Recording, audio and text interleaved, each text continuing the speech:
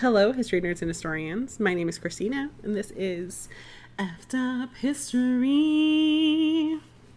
This is where we talk about a little tidbit from history that's super fucked up.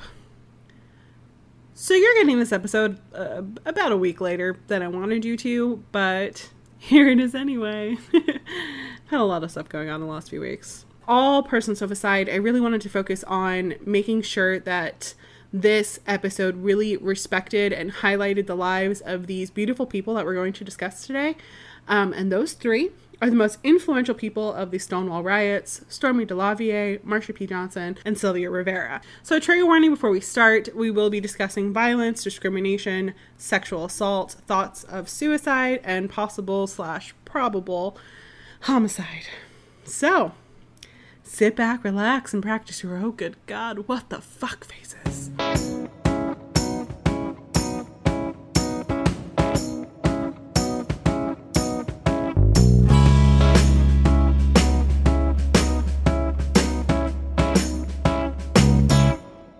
So last time we discussed a brief history of the LGBTQIA community in the United States, focusing mostly on the Stonewall Riots of 1969. So to give a little bit of a recap, since we're going to be talking about it again today, on June 28th, 1969, undercover police officers raided the Stonewall Inn, which was a gay bar in Greenwich Village owned by the mob. So some of the laws and statutes in New York during that time were very homophobic, including what was known as the Gender Appropriate Clothing Statute, which basically said that whatever gender you were assigned at birth is what you had to dress as, and if you didn't, you could be arrested. Before you were arrested, you would be taken to the bathroom by a police officer, which they usually tried to make sure was a female, but sometimes it was not. And then they would look in your pants or under your skirt to see what kind of genitalia you had, which was lovely. So now with this, there were a lot of things that I read about called like the 3-piece law, or sometimes the 3-article rule, which basically said that you had to be wearing 3 articles of clothing associated with the gender that you were assigned at birth. So this wasn't an actual law. There wasn't anything in these statutes in New York City that said that you had to be wearing a certain amount of clothing. It just said that you had to be dressed as your gender. So this was more so a rule of thumb in the community, sort of like protect people from getting arrested. But there were people who lived their truth and personal style, regardless of whatever their birth certificate said. Anyway. So when the raid on the Stonewall Inn happened on June 28th, 1969, a lot of the patrons that were targeted by the police officers were people who may have not been following that 3-article rule of thumb. So one of the people that was arrested was a lesbian woman who was dressed rather masculinely. She was handcuffed and escaped from police custody a few times and fought with multiple officers, and then complained that the handcuffs were too tight. And I guess this made the police officer angry, and he smacked her over the head with his baton. With her face all bloody, she turned towards the crowd and screamed at them to do something. And they did. And that thing was the Stonewall Riots of 1969. So now this woman was never specifically identified. Like I said in the last episode, everything happened so quickly back then that's really hard to know for sure. But some people believe that this woman was the lesbian activist and artist Storme DeLarverie. So let's talk about Storme. Storme was born in 1920 in New Orleans, and her father was white and her mother was black, and her mother worked as a servant for his family. So when she was born, she wasn't issued a birth certificate or anything, because during that time in New Orleans, interracial relationships were very much still frowned upon, and interracial marriages were illegal altogether. So she didn't even know when her actual birthday was growing up, but she celebrated it on December 24th because she was a goddamn gift to the world. So I did read in her obituary that was published in the New York Times that her parents actually did get married at some point in her life and moved to California, where interracial relationships were not frowned upon and they could actually get married. But that was the only place that I saw it while I was researching it, so I'm not totally sure if that's true. As a teenager, Storme rode jumping horses for the Ringling Brothers, which I think is so cool. She figured out that she was a lesbian around the age of 18 and was worried that she would be murdered if she stayed in the South. So she moved to Chicago, where she was apparently a bodyguard for mobsters, and then later moved to New York. She was a singer who performed in the 1940s as Storme Dale, where she would dress in elaborate gowns, but she pioneered gender non-conforming fashion and would also dress in suits and other man's clothing, inspiring others to do the same who felt that they were maybe a little bit more masculine. So I searched around the internet trying to find a clip of her singing, and I found one from April 27th, 2008 on YouTube, posted by the channel Jazz Jericho, that is said to be Storme. Well, it's too bad, and it's so sad, that I'm in love with you. First you loved me, then you snubbed me, but what can I do? I'm still in love with you. I guess I'll never see the light. I get those blues most every night since I fell for you, since I fell so hard for you. In the 1950s, she was an MC and the only drag king of the Jewel Box Revue, which was the only racially integrated drag show of the time. She even performed at the Apollo Theater. So part of her whole performance was Guess the Girl, where she would perform dressed in a suit and a fake mustache along with 25 other men, and then the drag queens that were all done up in glamour would perform as well. And then at the end, they sang this song called A Surprise with a Song, where she would reveal herself as a woman at the end. So there weren't a lot of drag kings back then, and even if there are more now, they don't have nearly as much recognition in popular culture. I think Dragula is the only one of the pop culture shows that I've seen a drag king. And then in the latest season of RuPaul's Drag Race All-Stars, there's one trans woman on there who for one challenge dressed up as a man, so she was a drag king for that challenge, but she still performs in female garb for all the rest of her performances. But for Dragula, his name is Landon Sider, and he actually won the season which he was on, which is super cool. And he is amazingly talented, as is pretty much everyone that's on Dragula and Drag Race and all of those other things. I love drag queens so much. They're like some of my favorite people in the world, honestly. So then, of course, there was the riot at the Stonewall Inn. So while it isn't known for sure if she's the one that started the riot, she was definitely one of the women that was arrested that night, and then later on claimed herself that she was this woman that was beaten over the head and was screaming and incited all of these riots. But when she was later asked about the riots, she said it was a rebellion, it was an uprising, it was a civil rights disobedience, but it wasn't no damn riot. So I do want to clarify that she's actually one of the only people that we'll be talking about today that claim that she was who pop culture says that she is. Because with Marsha P. Johnson and Sylvia Rivera, their stories kind of get jumbled by what people say and what they say actually happens. But of course, we'll get to that more. But it's funny because she's the only one of the three who isn't necessarily credited with starting the Stonewall Riots, and yet she's the only one who actually admitted that she was the one who did it. So I find it's kind of interesting. In the 70s, Storme's partner Diana died. They were together for 25 years, and after her death, Storme pretty much stopped performing and continued to carry Diana's picture with her everywhere until she died, for as far as I know. She then became a bodyguard, a bouncer for lesbian bars. She would patrol the area defending those that she called her baby girls from what she called ugly people, which basically meant like rude bullies and bigots, essentially. So she continued to do all of this until she was 85 years old. In 2009, she was interviewed by Columbia University, and she said, quote, "I can spot an ugly in a minute. No people even pull it around me that I know. They'll just walk away, and that's a good thing to do because I'll either pick up the phone or I'll nail ya." She had a gun permit and walked around with it. She was intimidating and amazing, and I would have been happy to be one of her baby girls during that time. Although in 2005, I was 13. So Storme was also a board member for the Stonewall Veterans Association and spoke out for victims of violence and abuse. And towards the end of her life, she unfortunately faced legal issues and housing issues and mental health issues, but she was still so loved by the community. She died in 2014 at the age of 94 of a heart attack. And one of her longtime friends and caretakers, Lisa Canastrasi, called her a gay superhero. And she was. And that is the brief story of the wonderful life of the gay superhero Storme. And now we're on to the next icon of the Stonewall Riots, Marsha P. Johnson. Okay, so here's the thing. There are a few different stories of what happened, like I already said, and I don't know exactly what is true. Most people don't know exactly what happened, even people who were there. Watch a lot of interviews of people who were there that night, and they were able to say, you know, these are the things that were happening. These are what it led to, but they weren't able to say exactly how it started.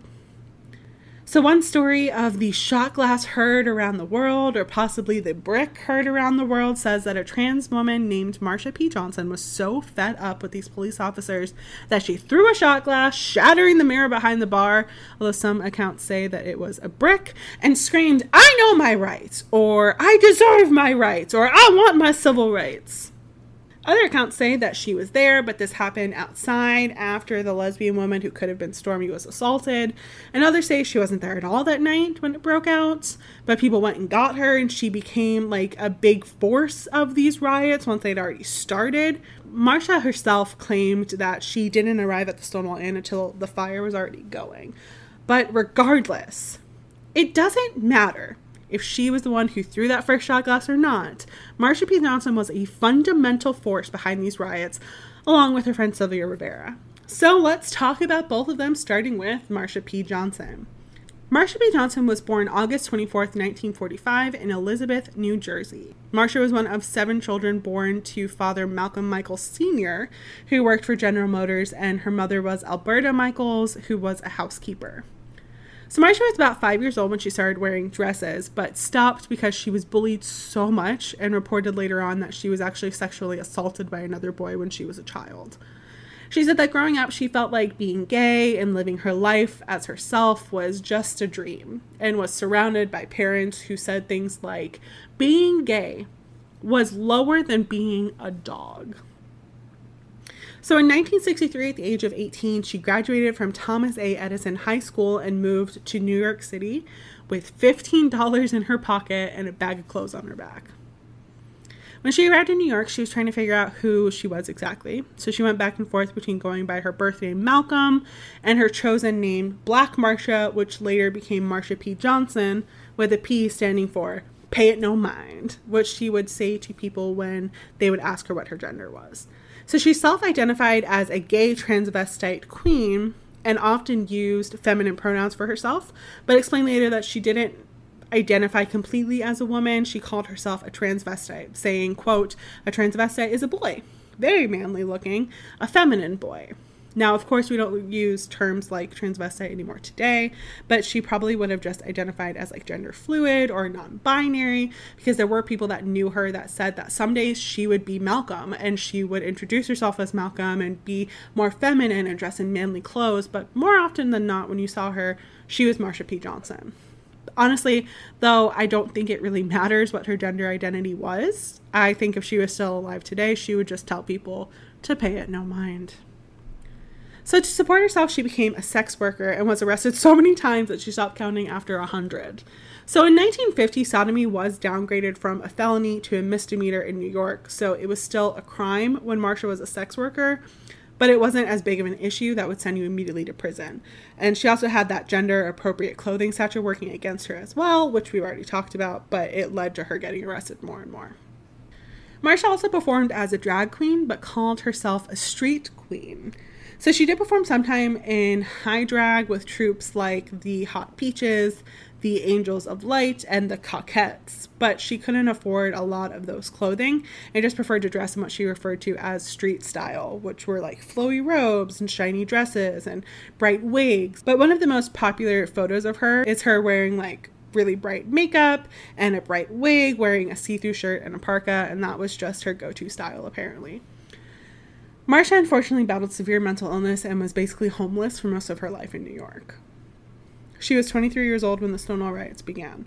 So I already mentioned the shot glass heard around the world and how that might not have actually been what happened. So in an interview that she did later on, she said that she got there when the fires had already started, that Sylvia was in the park having a cocktail, and Marsha was in the streets turning over cars to block traffic. So I don't know how she essentially became the face of the Stonewall riots, but she was so influential and stood up for so much during that time that I'm honestly not surprised. Something I was surprised about, though, was the discrimination against drag queens and trans people during the 1960s and 1970s. Now, I'm not talking about discrimination from like cis straight people. I'm talking about discrimination from people in the LGBTQ plus community. I mean, we talked about it a little bit in the last episode, but Marsha and Sylvia were told not to participate in the gay pride parades. And when they insisted that they should be a part of the gay pride parades and that they belonged in the gay pride parades, they were told that they could march in the back. So they maneuvered their way through the crowds to be on the front lines and sometimes just marched right in front of the parades altogether. So Marsha is known as the Rosa Parks of the gay rights movement, and Sylvia is called the mother of gay rights movement. And yet nobody wanted them to be seen because they were, quote, giving the march a bad name.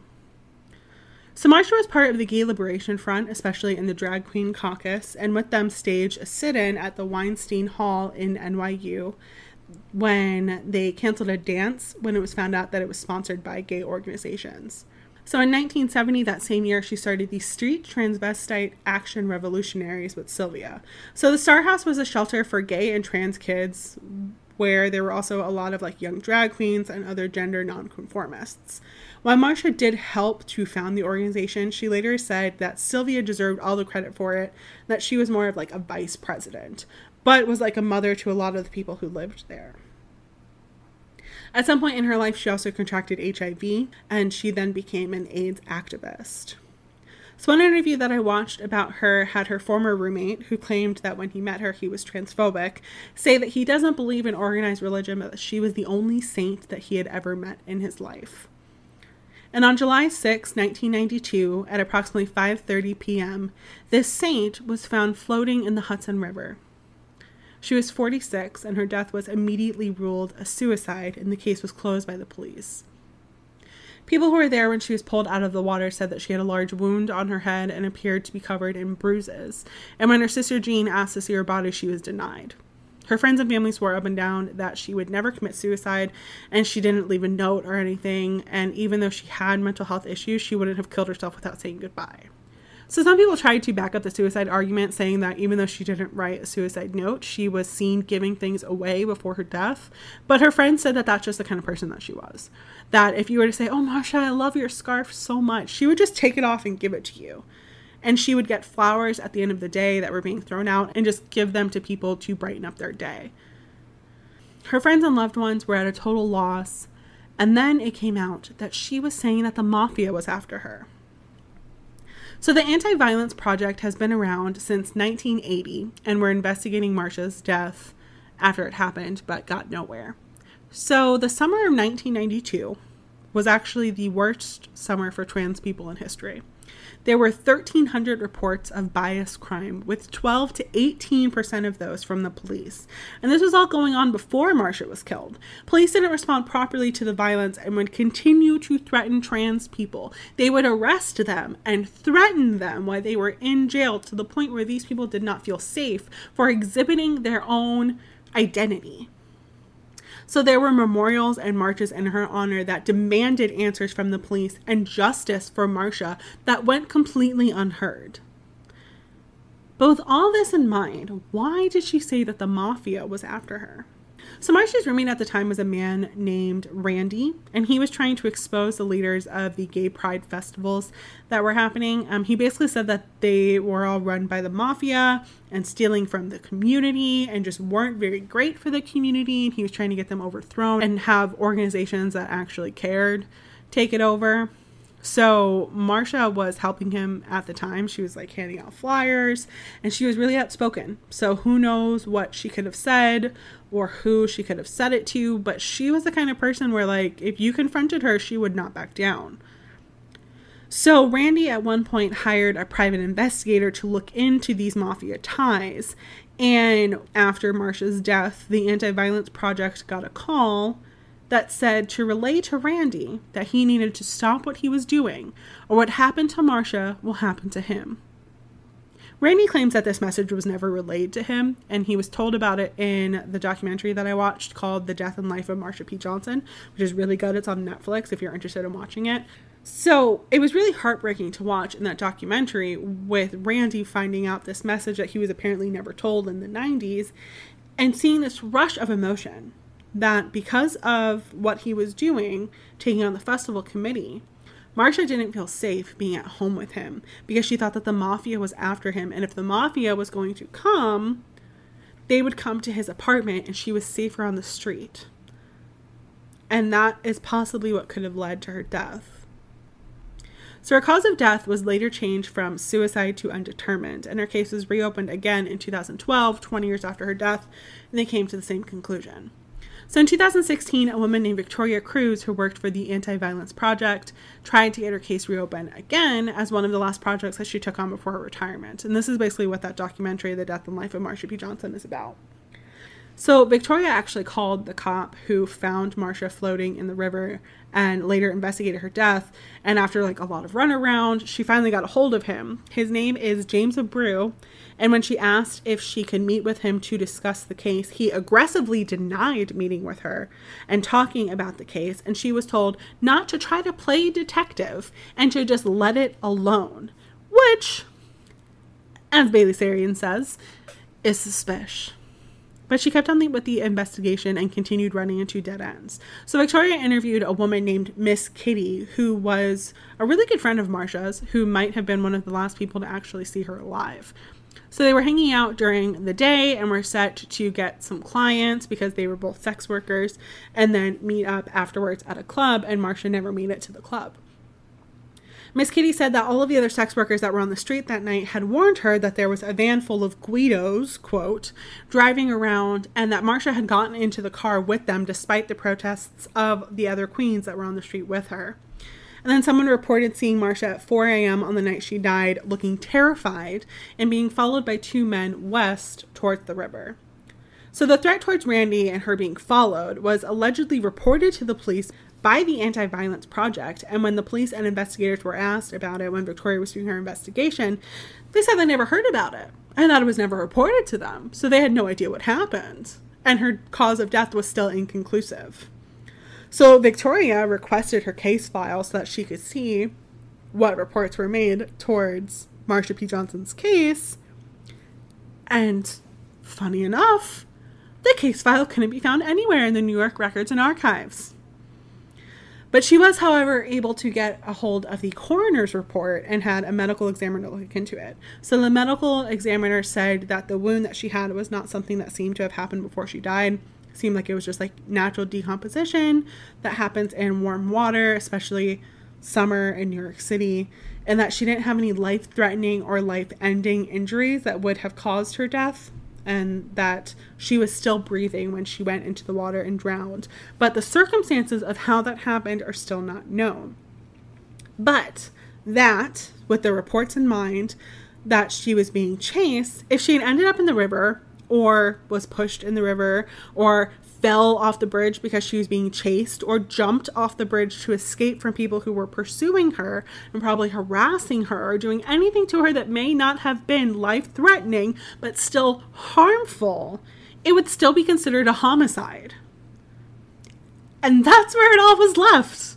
Victoria Cruz is shown in the documentary continuously reaching dead ends and trying to keep looking into it, but eventually she had to stop. The higher ups of the organization were like, listen, what you're doing is great and we really support what you're doing, but there are other people that also need help and that also need funds and that also need energy. And that's where Marsha P. Johnson's case still stands today. But she was and still is loved and remembered by her friends and by the LGBTQIA community.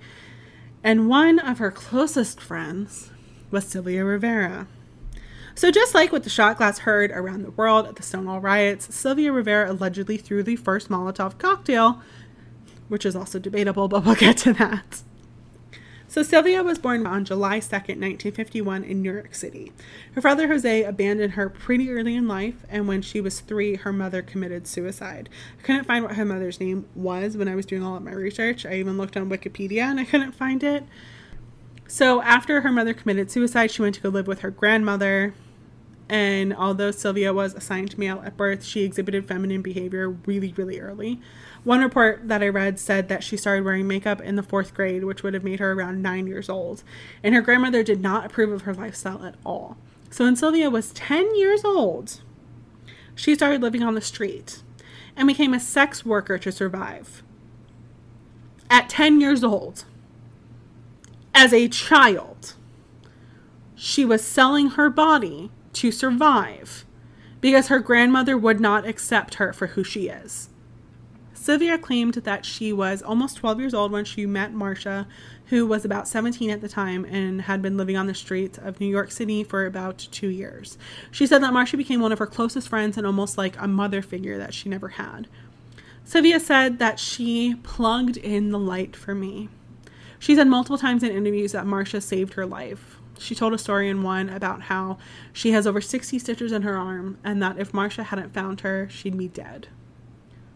And she didn't explain why or what happened to get those stitches, but based on my knowledge of her later life, I wouldn't be surprised if the wounds were self-inflicted. Although that is just my thoughts. I don't know for sure if she tried to commit suicide and Marsha found her, but I mean, it wasn't the only time that Sylvia tried to commit suicide, if this was the case, is all I'm saying.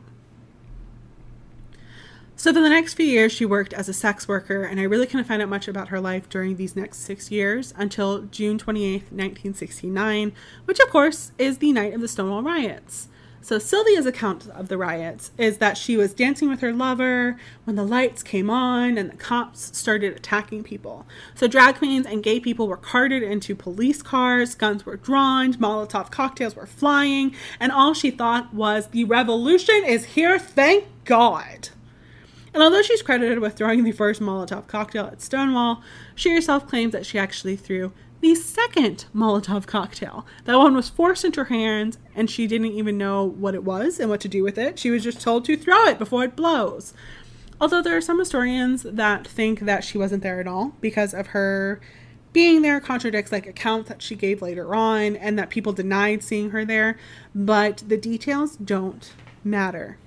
So just like with Marsha, it doesn't matter if she threw the first shot glass or the first brick or the first Molotov cocktail or was there at the beginning or after the fire started or was there at all. What matters is what these people did for the movement and why they are remembered today and the lives that they lived and how they were treated.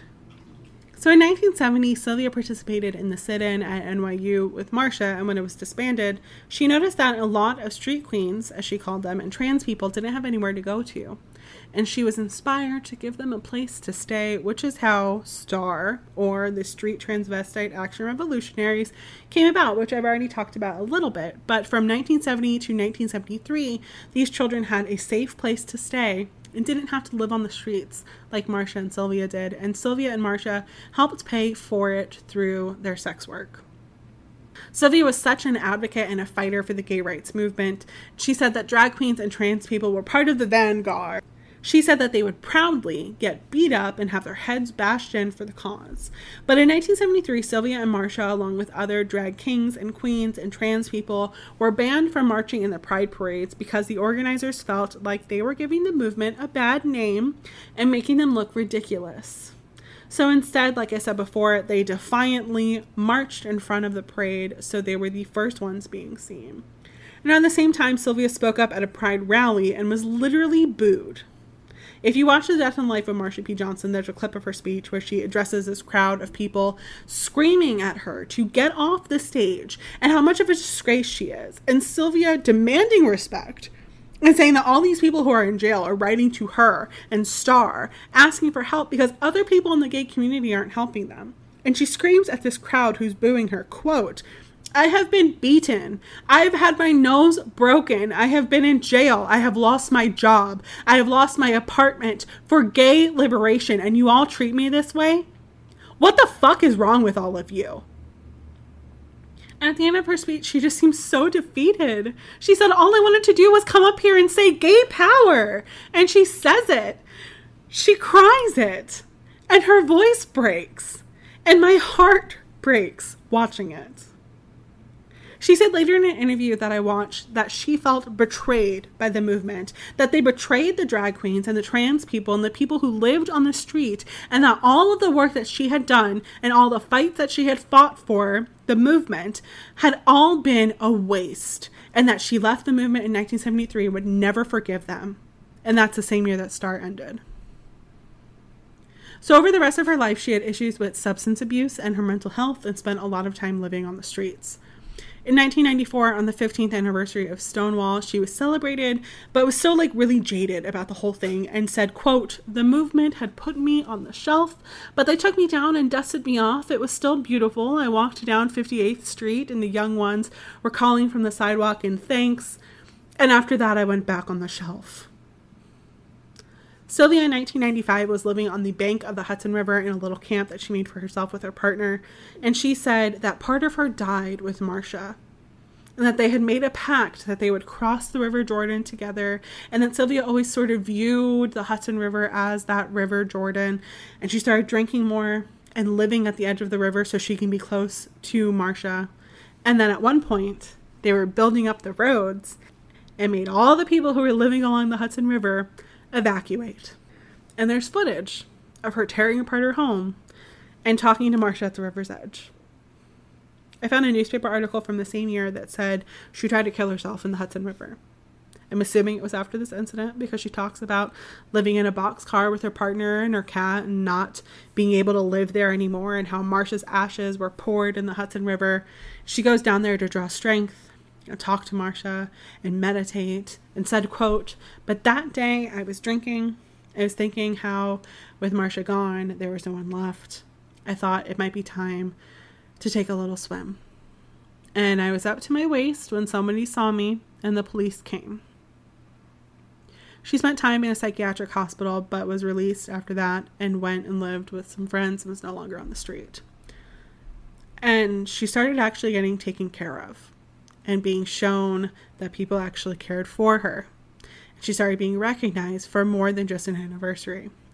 She went to pride parades throughout the world and was actually appreciated and recognized in Italy in 2000 during the Millennium March Pride Parade. They called her Mystica, the living myth, and deemed her the mother of all gay people. She started getting her faith back in the movement and quit drinking cold turkey one day, completely turned her life around. She got a job at a church food pantry and spent the last few years of her life fighting for trans rights in New York and fighting against Don't Ask, Don't Tell and for marriage equality. In 2001, she resurrected Star, changing transvestite to transgender, and continued to fight for the members of the LGBTQIA+ community on the streets. And on February 19th, 2002, at the age of 50, Sylvia died due to complications from liver cancer. After she died, the food pantry that she worked at was renamed the Sylvia Rivera Food Pantry, and the church's queer youth shelter was named Sylvia's Place. Thank you so much for listening today about these three wonderful people and their lives and their legacy. I'm so honored to learn about their lives and contributions to the LGBTQIA community. And if you have any stories from history or mythology that you'd like to hear me discuss, please reach out.